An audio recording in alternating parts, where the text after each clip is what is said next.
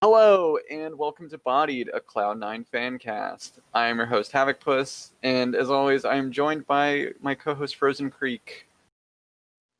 Hello, hello. I am recording from my new apartment for the first time. I just moved yesterday, so hopefully everything is working okay on my end, equipment-wise, because I didn't get much of a chance to test anything. Yeah, that's definitely what you can hope for when you move in a new place. As long as everything works, that's all you need. Yep, and I got my computer, got my work laptop, and that's honestly all I need. That's all you need. All you need is computer. Computer is friend. Life, Computer never hurts you, unlike Ex- people yeah, and video games. in video games in esports. Which Um, ironically are also computer, but that's beside the point. yeah, look. Computer has a love-hate relationship. Computer is very complicated. We got kind of a downer episode for us, and I'm not gonna lie to you.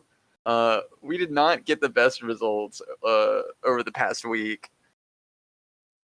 Well, yeah, at least we have World of Warcraft.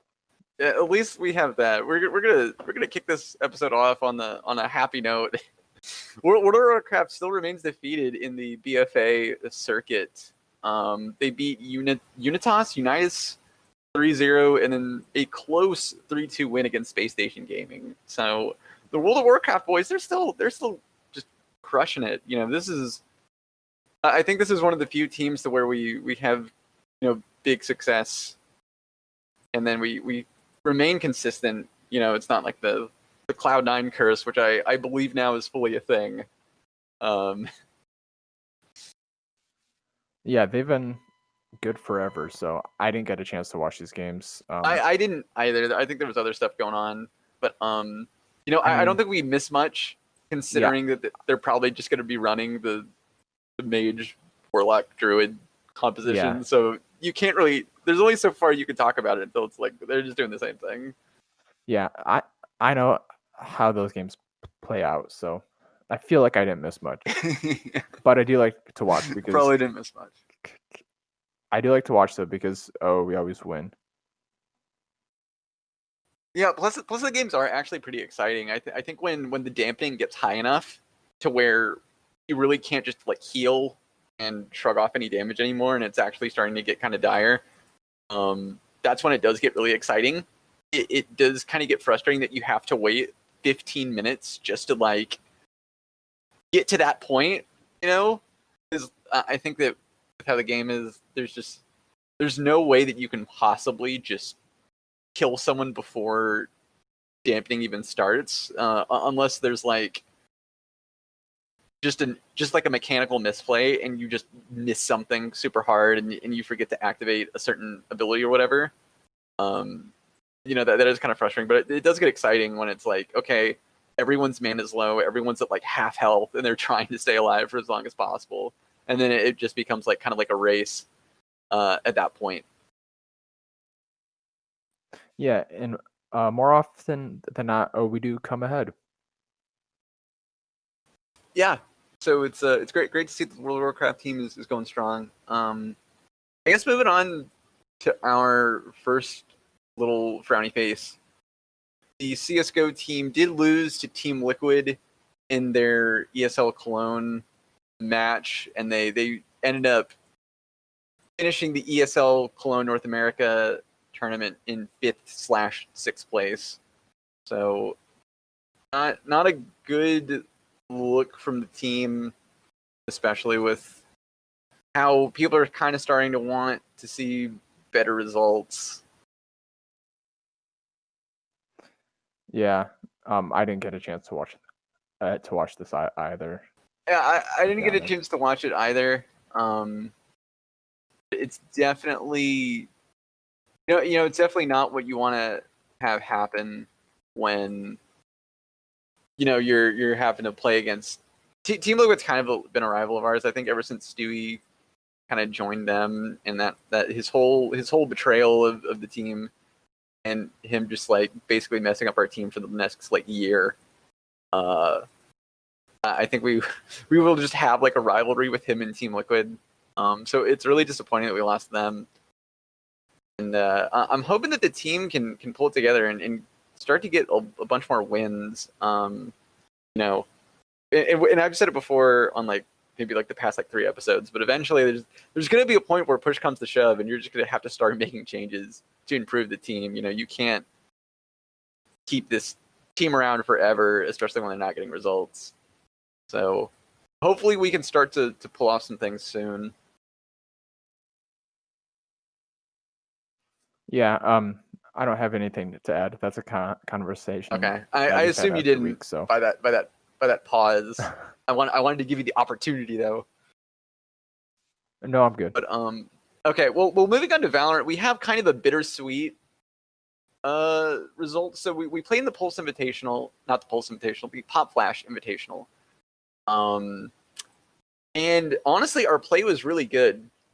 We crushed it in the group stages. We managed to have a crazy 2-1 victory over Envy in the upper bracket, and we like narrowly beat Sentinels. So, like able to contest against Sentinels, almost beat them, looking good. And then we just kind of ran out of gas, and we lost OT to Envy in the lower bracket. It was really unfortunate because I think the first map we were experiencing, like I think someone's power went out, and then someone's internet went out. So like the game was just stalled for a really long time. And it was on map 1 on Ascent. We were up ahead, like I think at 10-2 at some point. And then we just could not close out. I think partially because of the pauses, and I think partially because we were so tilted from just not being able to get any sort of round victory after it being 10-2 that, we just kind of, we boomed on that map, and then we had to play Split as the second map, and our Split just isn't our map. We play really poorly on Split, and we don't play as well as I think we do on the other maps. So it's just a thing of they took a win off of us at our weakest, basically. So we kind of threw that victory away. And we finished 0-2, but on the bright side, this is like a 3rd place finish. And the team is looking like better and better as they're playing in each event.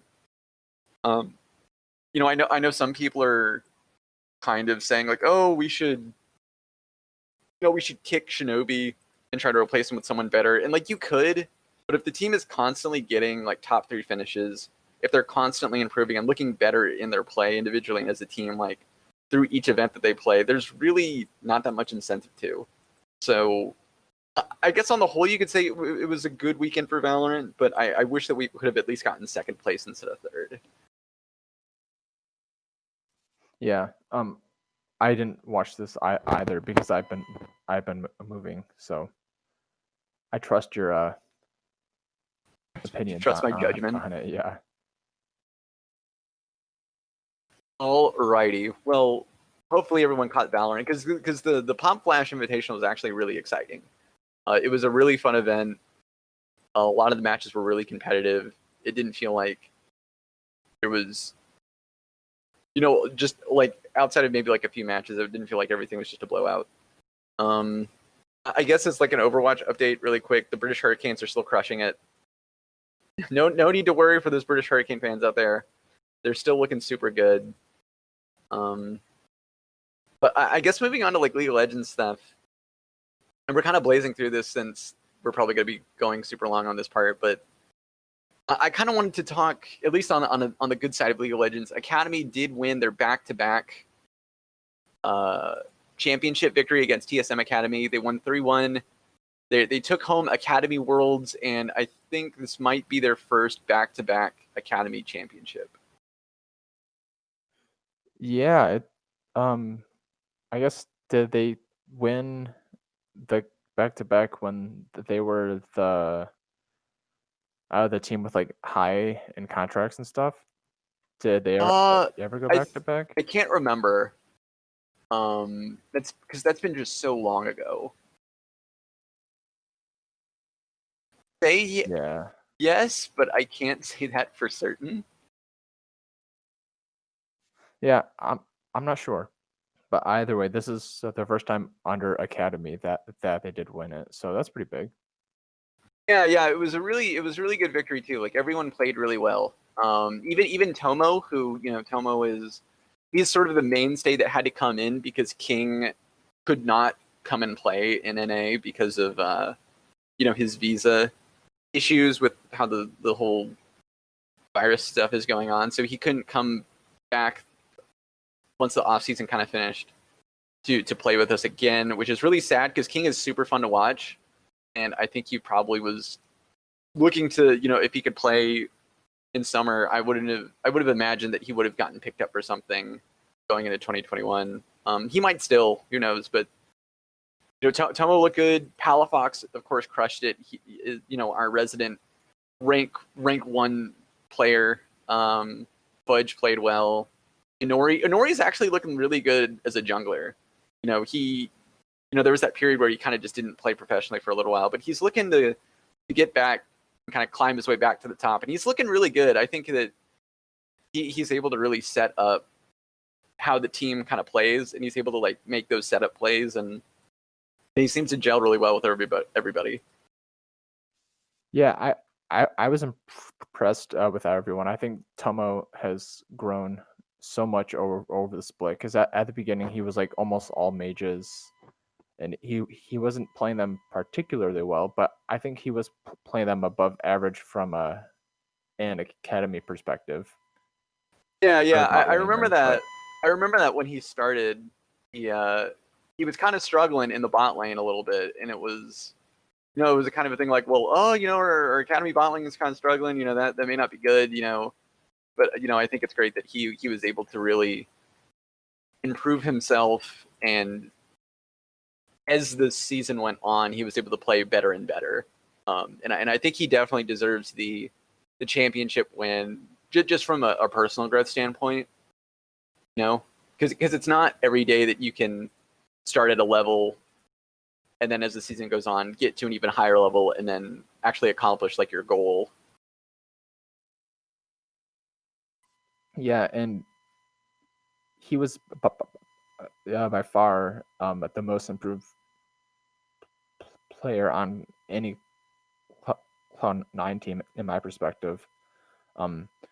Nori has started to look like an LCS jungler again too. As you said, For sure. Fudge and Diamond are looking like they might be able to find an LCS spot next split too, along with Palafox. But we all know that LCS teams refuse to sign NA talent in the mid lane. So we're kind of screwed there. That's the big like unfortunate like frustrating thing about the academy system is that we literally have like a rank 1 mid laner who just won an academy championship for the second year in a row, or the second split in a row.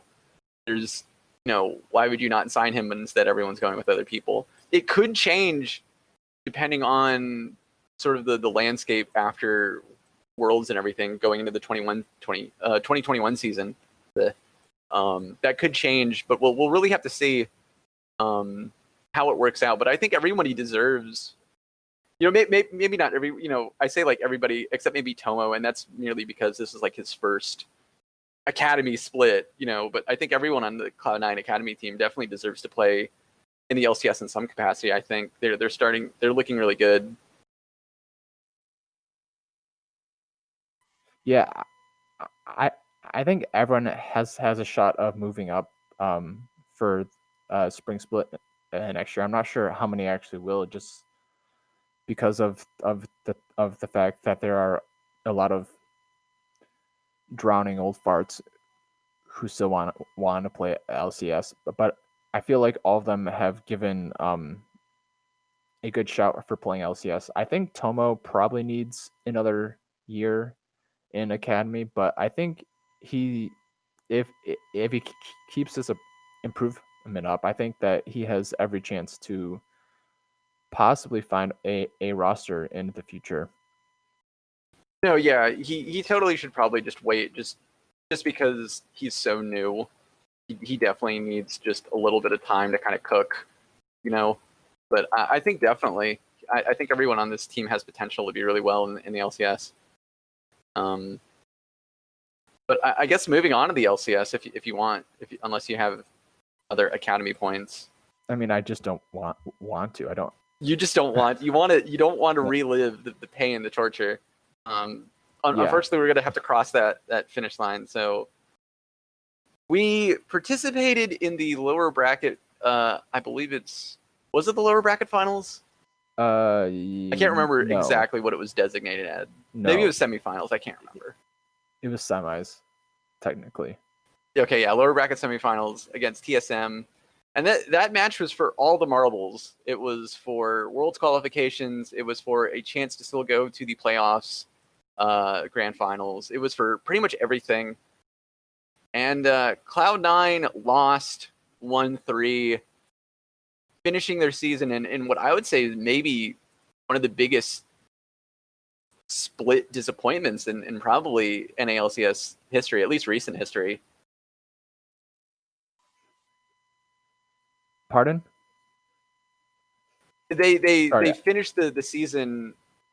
Sorry, kind of like this season's disappointment from going from 9-0 in summer, winning the spring championship, then 9-0 in the summer, to barely being able to win games in the second half of the summer, to not qualifying for Worlds. I'd say that this might be in recent memory the biggest disappointment. Yeah, in LCS. I had a work request come in. I was reading it just at just the worst time. But yes, I do agree. I know people were upset and surprised when TSM didn't go to Worlds in 2017. I think it was, but I think this by far is the worst collapse we've seen, possibly in League of Legends in general. I'm sure there's worse, and I'm sure we could find something, but yeah, at least from a Western perspective, I don't know if it could have gotten any worse. Yeah, and I think that I think that we really didn't have a lot of options either. I think that if this happened earlier in the season, we could have maybe tried to take advantage of some of our academies players as subs, but it was too far in the season to really try and sub people in. And I think also the team was confident they could fix whatever was wrong with them, but it clearly didn't happen. And so we're kind of in this situation now. I guess we should really talk about the game first. And I'm really disappointed with our drafting. I mentioned last week how we need to avoid the mistakes that we made in the FlyQuest game, like, picking the Ezreal when Ezreal really doesn't give us a lot in terms of utility or anything. But we're still picking the Ezreal. We pick Set with Licorice, who Licorice builds really unideally with building the Blade of the Rune King, which has always been a problem with me, at least.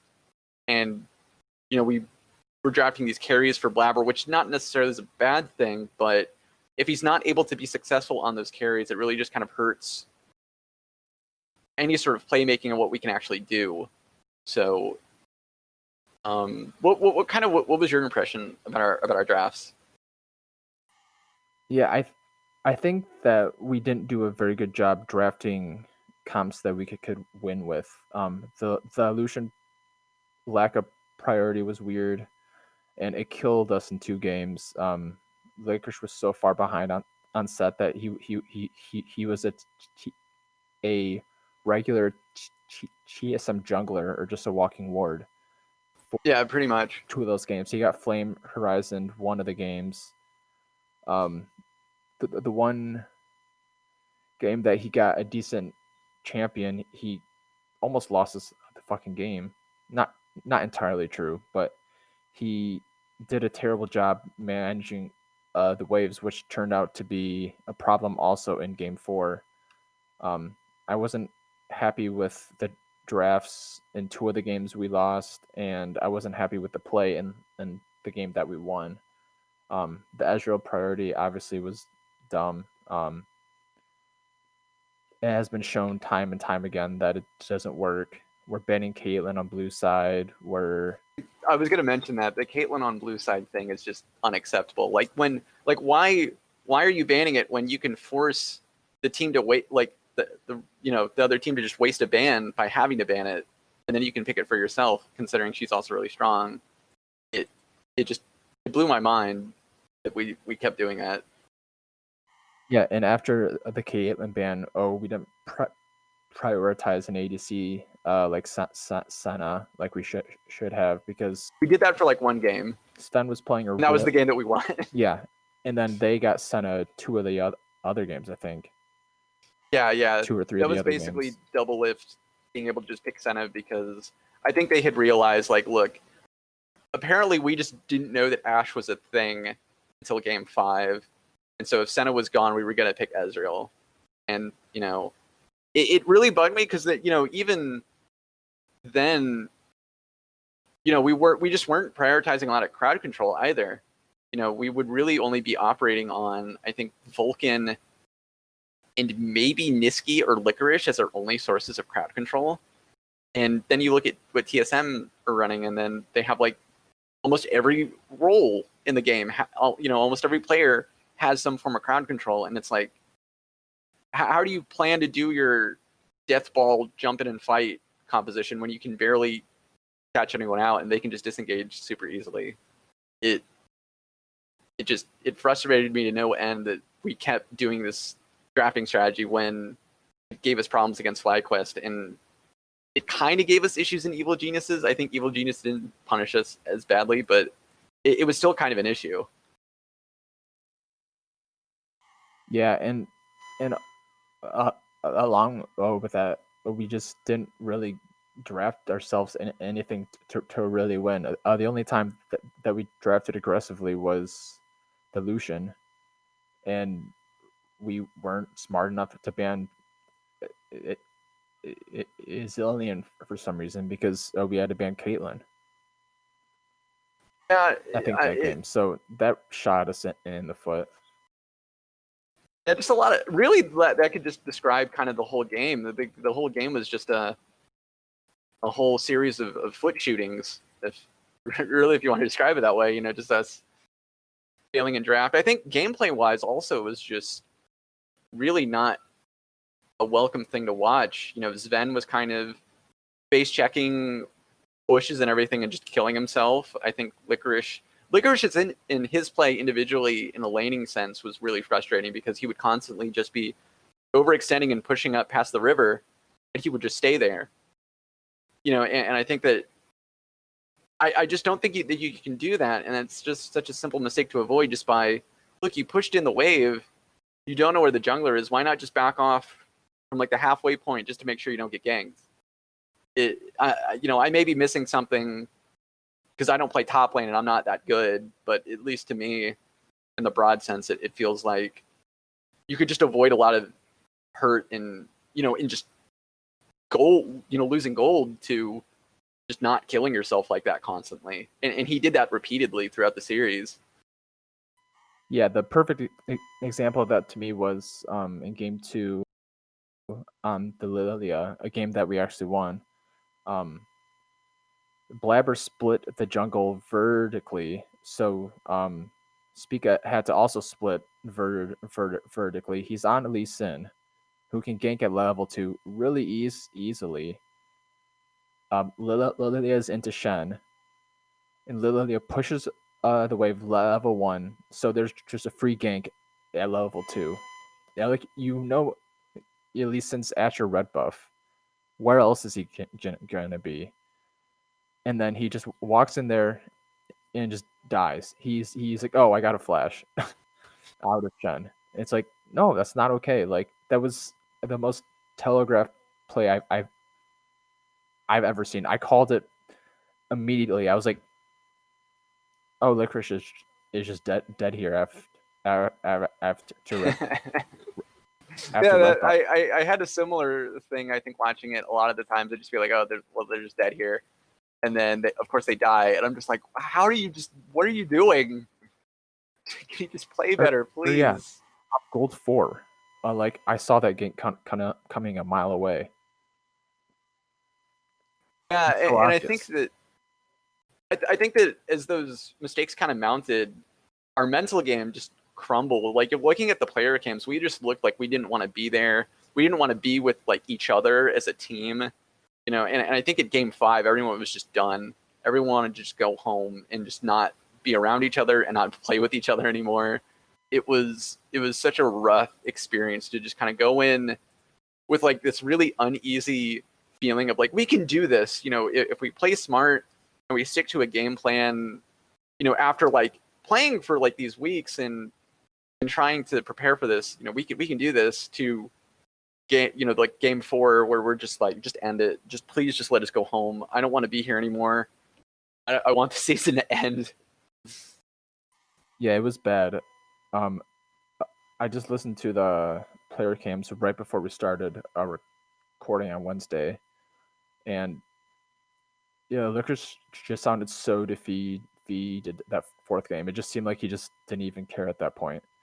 After he died 3 times in lane because he pushed up too far without wards. So, I mean, that's not all on him. Like, it's also Blabber's job to track the jungler. Niski should do a little bit better there too, but he was just done. He just didn't seem like he cared in anymore, and which isn't acceptable at all because they've been working their asses off all year, up it seemed, but at, I guess at one point, as I've been saying, they were talking like champions and not playing like champions. Yeah, and we can kind of even see that just from going to playoffs. Period. I think it came out that for the for the for the FlyQuest game, Reaper, I think, even said that he didn't really prepare for the FlyQuest game at all. And it clearly shows with how we were playing and the fact that we really only ran one singular composition for that entire matchup, to be honest. So I feel like the hubris really got to us, considering, oh, well, we won spring. We were 9-0 in the first half. We tried some stuff and it didn't work, but we got this, and I think that it's completely unacceptable. Let yourselves all drop to this level. I have a lot of choice words actually for Niski and Blabber because their play has just fallen off completely to where they was when, last year. And we can go back to last year when I was saying that they just kind of go in and they don't think, and there's not really any kind of decision-making paths, just looking for fights. And, I mentioned that, if we stick with these guys, if they're going to continue to play like that, it's going to open up a lot of problems to us. And I think this, the playoffs and the second half of the summer really shows, because that's all we were kind of doing. We didn't really look towards how we could play the map. We didn't look towards compositions and trying to be meta flexible. We were pretty much trying to operate within the champion puddle that we kind of played in spring, and really just operated off of win fight, win game. And we weren't winning fights, so we weren't winning the game, obviously. And I think that their play style and how they play really has kneecapped and kind of hurt what we can really be doing strategically and as a team. I do want to back up a little bit. Going back to what you said about Reaper not preparing for FlyQuest. I'm not Yeah, sure. going to advocate for the firing of anyone today. No players, no coaches. But I'm just saying that doing that and then coming out and saying that, that's a fireable offense to me. Like if I was an owner of an NBA team or a soccer team or a football team and they played a team that they should have beat, and then they came out afterwards and said, we just didn't prepare because we knew what they were going to do. That's a fireable offense on its own. I I I don't care if it's Bill Belichick, if it's Jurgen Klopp, if it's what's his face from the Warriors. Oh Blanking yeah, on his I name. don't Steve know. Kerr. I don't know basketball that well. Steve Kerr. Yeah, I think it might be Steve Kerr. Yeah, Tom Izzo, any of these legendary coaches. Like if they didn't prepare for a game, a playoff game, that's a fireball offense to me. No, you were 100% right. I think that And it's inexcusable and to to to not. continue on with this, like you talk about Blabber and Iski, but like the leadership of the team, the discipline, the practice, the planning, all this comes from the top. And if Reaper says it's okay for them not to practice for a playoff series, then what else do you think is happening behind the scenes? Like, sure, these players should hold themselves accountable, but like, if the leadership at top is not there to improve them and to get them to learn the metas and keep developing, then they're not going to can, can, continue to grow. And while they do face a fault, like Rupert's saying that they just didn't do that for a playoff series, really questions what, or really makes me question what's been going behind the scenes for the past 6 months, past year, and even past 3 years, because that is probably the worst offense I've ever heard. And not even the French dude who just got fired from Immortals is that cocky. Yeah, I completely agree. It's completely unacceptable, and I think that this split in general, I think that this was just a complete failing from everybody. You know, it wasn't just purely on the coaches or purely on the players. I think that it's a failing from the coaches and the management because their job is to prepare the team. And that's preparing drafts. That's observing how the meta is shifting. That's observing how teams are improving or not improving, and keeping an eye on other team performances and communicating how to fix that within the team, and that's course correcting within the team when they're not playing up to a certain standard. That's definitely a failing on the coaches, and I think it is also a failure on the players, just in that individually, they have to be able to be ready for these meta shifts. You can't just be playing like one or two champions all season and expect it to be fine. You have to have a kind of a broad champion pool, I think, to really be at the top. And I think that we kind of failed there in our individual practice. I mean, not to really super call out Licorice, but Licorice is kind of famous now for saying like, oh, I don't really play solo queue. I just focus on laning and 1v1s and stuff. And it's like, well, if you're only doing that and you're playing like this, you need to maybe start going back to solo queue and actually learning how to play champions and figuring out builds and stuff now, instead of just not just doing what you're doing now, instead of not researching what's going on, because clearly it kind of shows when your team plays really off and you're making mistakes that you really shouldn't be, especially at that level. So I think that everyone really just failed. And I think that we definitely don't deserve a world spot if we were going to just be playing like that and doing what we did. So I'm really upset and angry that we lost, but I think it's 100% deserved. Yeah, it it was deserved. Like that was a game that we really had an ability to win, and it just came down to the fact that we let ourselves beat ourselves. And I think that was one of the worst parts about it was, oh, we know how good this team can be, and they've showed us this, but they've also showed that they can let themselves down, and that was probably the biggest thing. And it sucks to me that it doesn't seem like anyone has came out to say anything about this, like not even Jack, because lead or because leadership of a team starts at the very top, and that is with Jack. And if Jack's not going to make a statement, say something like, "Hey, like this isn't acceptable. We're gonna review what happened before we make any decisions. But I'm proud of our boys for working so hard all year. Something like that. That's fine. But it seems like nobody is going to be held accountable for this either. Yeah, I think it is kind of. I definitely think it's weird that we're not being as vocal probably as we should be. I think that and it could be that we're just trying to take it a day at a time before we really do anything. I don't know. I think the blast definitely affected everyone pretty harshly. Fans and the players. I can only imagine what the players are going through, having to have this much struggle and strife within their team in the span of only a few weeks. I think it's definitely really frustrating. I can only imagine what the offseason is going to be like.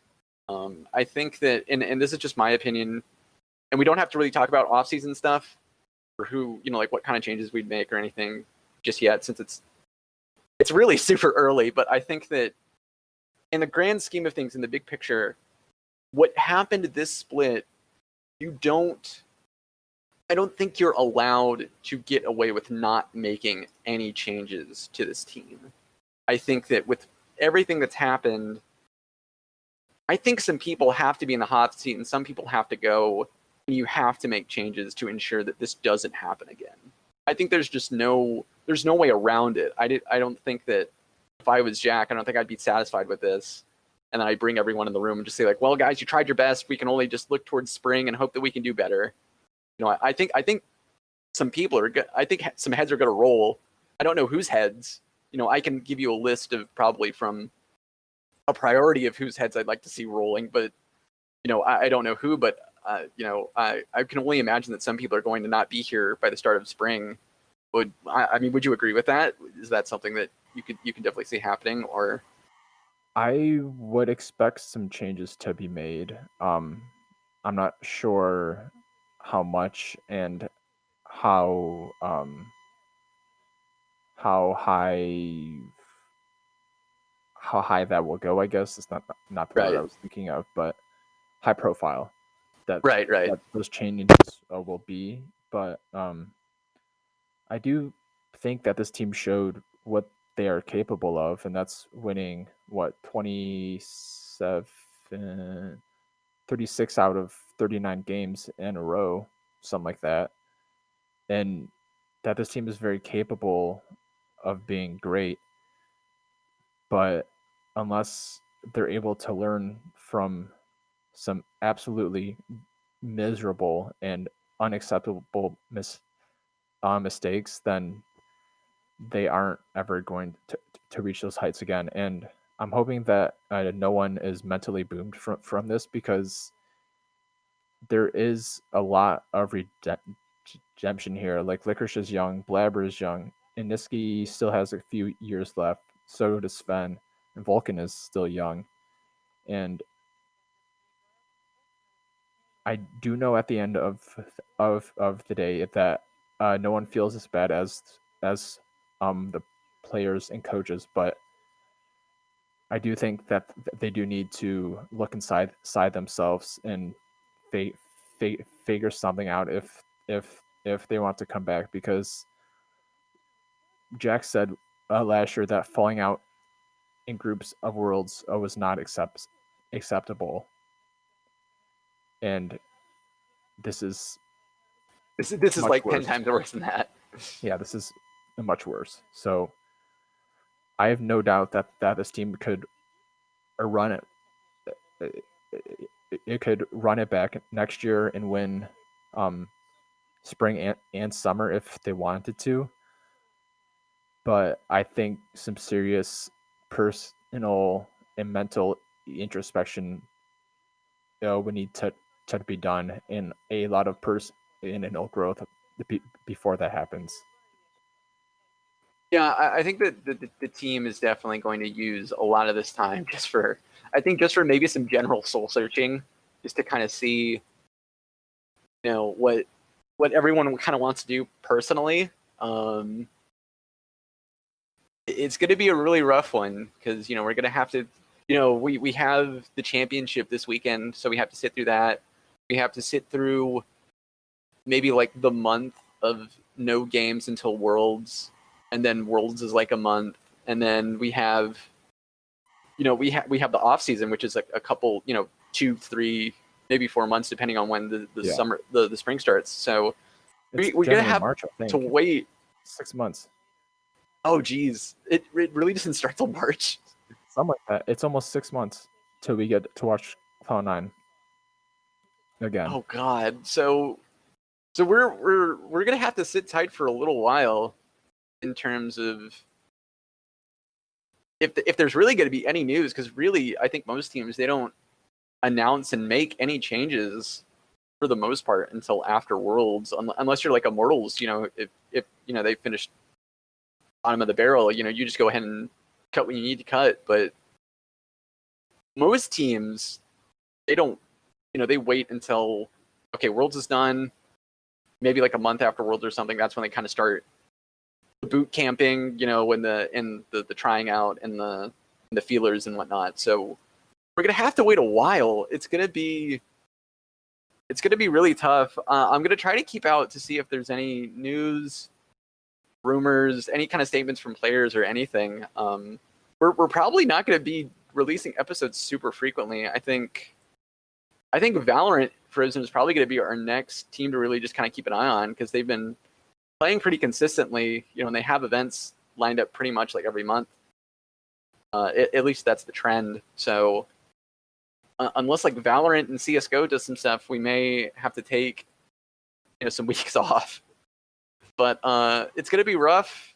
Hopefully everybody can bear with us and stand together and try to weather this really dark period in our history. Yeah, the first time that we haven't made Worlds as an organization, so it sucks. Yeah, we've been Worlds like for 7 years, and this is the first time, and I think that it's so, oh man, it's so unacceptable. Oh geez, I think that like every time you think about it, it's just like you would have to think that Jack is just like super pissed, that something like this could happen. I would hope so.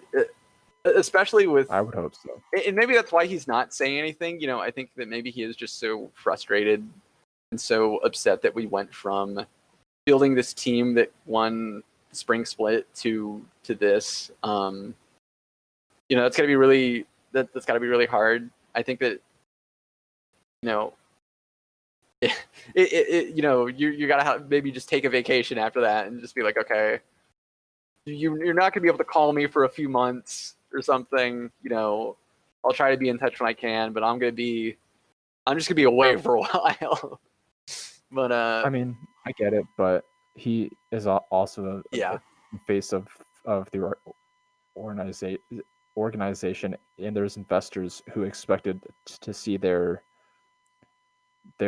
brands, their logos and such at Worlds this year that won't see that now. So no, yeah, for sure. I think that's definitely a business side of things that he's definitely going to have to like deal with, and I can only imagine the stress and the and everything of having to deal with a bunch of angry investors and having to deal with everyone just being like, well, you said we'd go to Worlds and we'd have our logos on these World shirts and jerseys, and we'd be able to show our brand to like everyone in in Shanghai and really get some marketing kind of flowing here. So it's tough. It's going to be tough for a while.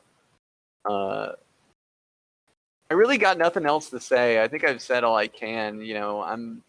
I'm sad. I'm frustrated. I'm disappointed. I'm wanting to see changes, and those changes might never happen, or it'll be a while. Changes. So I think all I can say is, it sucks, and maybe we'll do better next year.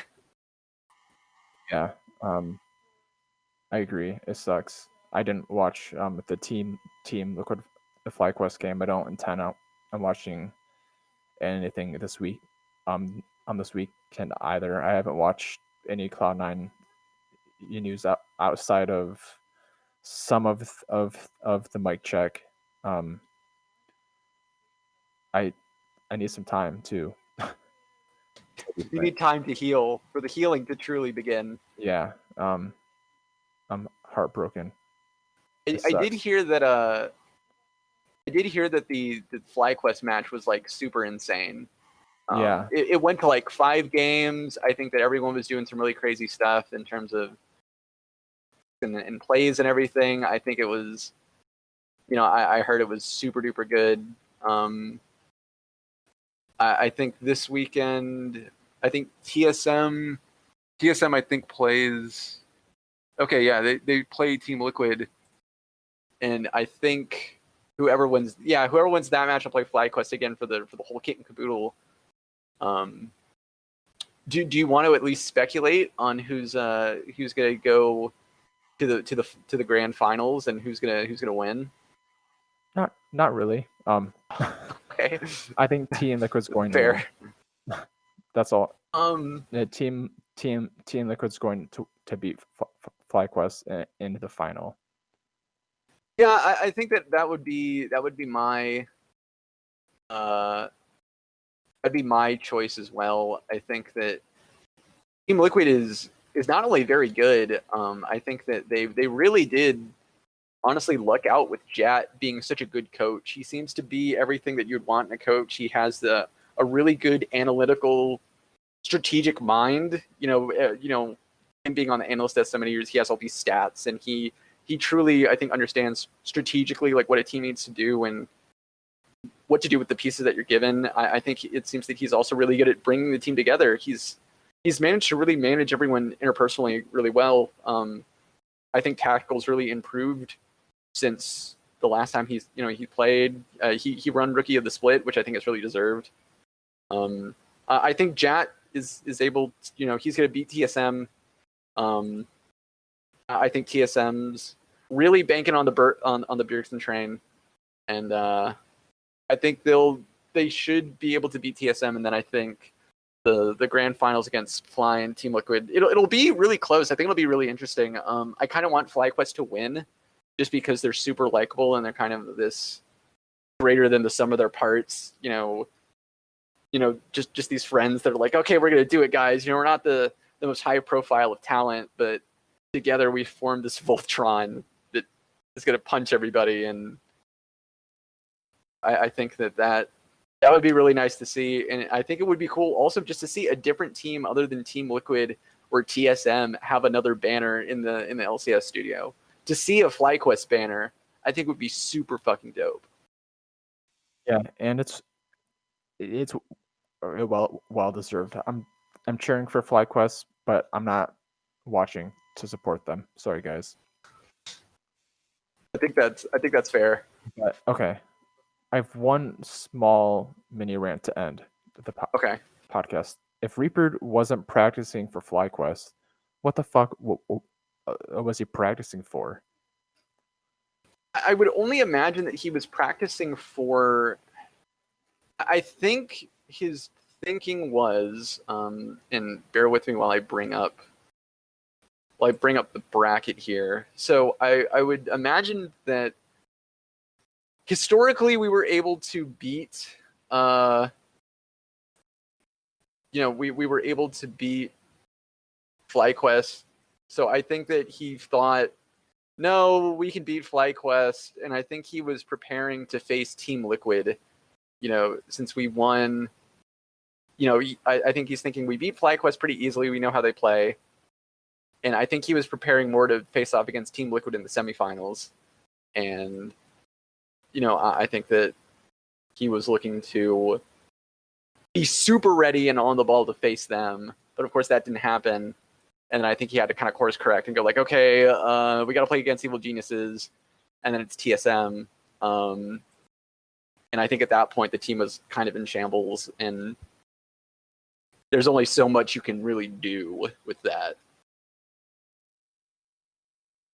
I mean, yeah, because Yeah, it's and all because they didn't fucking practice against FlyQuest. That is honestly the biggest joke of a coaching job I've ever heard. I think I didn't even think about Yeah. until No, we yeah, started talking you're kind of like today. getting angry about it all over again. I didn't even think about this until today. Either like to me, that is one of the most offensive things I've ever heard a coach say. Yeah, it's a really cocky move, and it's one that you really, if you don't do it right, and if you don't win, you just look like an idiot.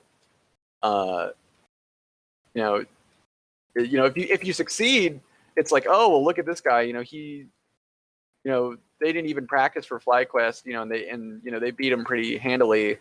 They must have it going on. And they really understand their opponents and everything. But if you lose, you just look like a moron because Yeah. it's like you had 2 weeks. They literally had 2 weeks to where they could have spent studying FlyQuest film. They could have, been shoring up their pick bands and trying out new things. And another thing with that is, we spent all this time like trying to experiment, quote unquote, and none of that experimentation ever showed up, in the playoffs. We played so standard that we were kind of predictable, and it just kind of fell apart, honestly, and it's just not a good look to ever have. No, probably the biggest coaching fuck up I've honestly ever seen in LCS, because he was cocky enough to come out afterwards and say it too. It wasn't like Yeah, exactly. he just shut up. It was like, hey guys, sorry, I fucked up. We're gonna work our ass off this week to be evil geniuses. No, he came out and said it. He came out and was like, oh yeah, we just didn't practice. At that point, I should have known that it was Boom. Yeah, it's definitely, a lot of people are looking, a lot of people are kind of pointing the finger at him, and I think rightfully so. I